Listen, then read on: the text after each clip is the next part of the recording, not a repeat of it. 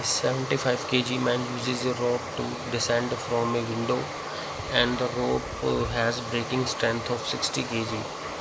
What is the maximum time he can use the rope if the distance to be covered is 20 metre. तो इस तरह से man का weight downward होगा, ठीक है, और जो रोप में ये टेंशन आएगी अपवर्ड अपोजिट डायरेक्शन में, क्योंकि मैन का वेट डाउनवर्ड होगा तो टेंशन अपवर्ड हो जाएगी। Let T newtons be the tension in the rope vertically upward. Let acceleration ले ली हमने मैन की। डाउनवर्ड फोर्स क्या आएगी, फिर रिजल्टेंट डाउनवर्ड फोर्स क्या आएगी, इसमें से रेसिस्टेंस एक तरह की माइनस कर देते हैं, एम में से टी माइनस करेंगे तो इफेक्टिव फोर्स होगी, ठीक है। इफेक्टिव फोर्स है वेट माइनस टेंशन। वेट, अब क्योंकि जब हम फोर्स की बात कर रहे हैं तो हमने केजी को जी में कन्वर्ट कर देना है। ये 75 केजी था, उसको 7 जी लगा देना है तो ये न्यूटन आ जाता है, क्योंकि फोर्स को हमने न्यूटन में लेना है। 7 तो जी टी को हमने पहले न्यूटन में लिया, तो इस करके इसको जी के साथ मल्टीप्लाई किया। ये पहले न्यूटन में है, इसको न्यूटन में कन्वर्ट कर देना है, तो इनका जो डिफरेंस होगा that will be the effective force. Equations of motion है इफेक्टिव फोर्स मास गुना एक्सेलरेशन, P = mf। यहाँ पे यहाँ पर ही वेट ही रखना है, यहाँ पर जी से मल्टीप्लाई नहीं करना। ये वेट है, ये मास है, ठीक है, ये फोर्स है, फोर्स को करना था यहाँ इस करके जो केजी था इसको जी में कन्वर्ट कर दिया, तो ये 75 ही रहेगा। और एफ़ की वैल्यू हमने तो एक्सेलरेशन ली है, यहाँ से टी की वैल्यू आ जाएगी। नेक्स्ट है हमारे पास ब्रेकिंग स्ट्रेंथ जो है रोप की, वो हमें गिवन है। Breaking strength of the rope is maximum 60 kg, ठीक है, 60 kg है ब्रेकिंग स्ट्रेंथ। तो इसको भी न्यूटन में कन्वर्ट कर देना है। इसका मतलब जो टी है लेस देन जी से 60 जी से ज़्यादा नहीं होनी चाहिए, ठीक है। तो टी की वैल्यू पुट कर देनी है, यहाँ से सॉल्व करेंगे तो एफ़ की वैल्यू ये आ जाएगी। इसका मतलब एक्सेलरेशन g/5 से इक्वल भी हो सकती है और बड़ी भी हो सकती है। तो सिंस द मैन, जो मैन है wants to use the rope for maximum time में तभी रोप को यूज़ करेगा जो अगर उसकी एक्सेलरेशन लीस्ट होगी, क्योंकि एक्सेलरेशन g/5 भी हो सकती है, उससे बड़ी भी हो सकती है, लेकिन अगर उसको स्पीड कंट्रोल में हो यानी कि लीस्ट हो तभी वो रोप को ज़्यादा यूज़ कर सकता है। तो लीस्ट एक्सेलरेशन है g/5। तो टोटल डिस्टेंस उसने कवर करना है 20 मीटर का, तो कितना टाइम लिया उसने, ठीक है ना, जितना टाइम लिया है वो मैक्सिमम टाइम आ जाएगा ना, भी इतना उसने टाइम यूज़ किया है। तो ये फार्मूला लगा देना हमने, h की वैल्यू 20, इनिशियल वेलोसिटी, क्योंकि फ्री उसको कोई वेलोसिटी नहीं दी है, वो तो फ्री फॉल ही है, ठीक है। तो उसमें इनिशियल वेलोसिटी 0 लेनी है हमने। 1/2 जी की वैल्यू हमें, एफ़ की वैल्यू हमें g/f, और t² हमने टाइम निकालना है वो।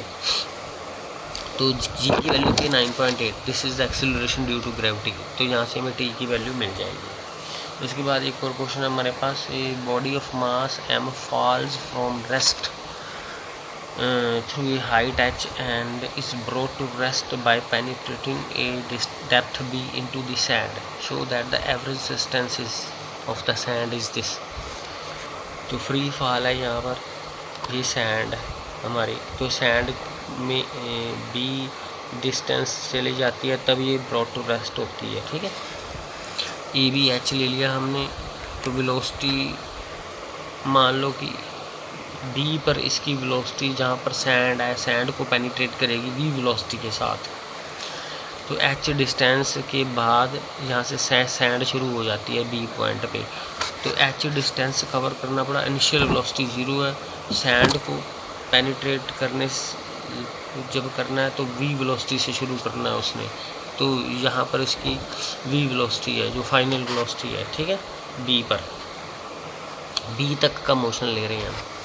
तो वैल्यूज पुट की, एच डिस्टेंस कवर किया है, जी जो एक्सेलरेशन है उसकी ड्यू टू ग्रेविटी, तो यहाँ से p² की वैल्यू आ जाएगी। अब बॉडी ट्रैवल करती है B to C सैंड में, अब B से C सैंड तक का सफ़र है, ठीक है, B to C तो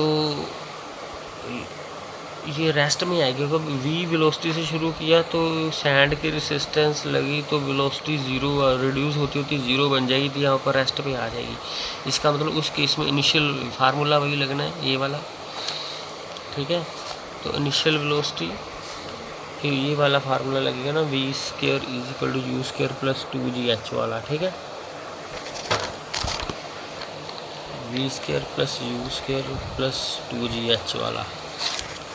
तो उसमें अब इनिशियल वेलोसिटी v है, फाइनल वेलोसिटी 0 है, और 2f एक्सीलरेशन। अब ये अब उसकी आ जाएगी, रिटार्डेशन आ जाएगी सैंड की। तो अगर प्लस का निशान डाल रहे हैं ना, तो ये सीधा इसी एक्सीलरेशन है, ठीक है। तो 2 और डिस्टेंस किसने कवर किया, b। तो v स्क्वायर की वैल्यू पुट कर दी यहाँ से हमने 2gh। तो यहाँ से हमने f की वैल्यू आ जानी है हमारे पास।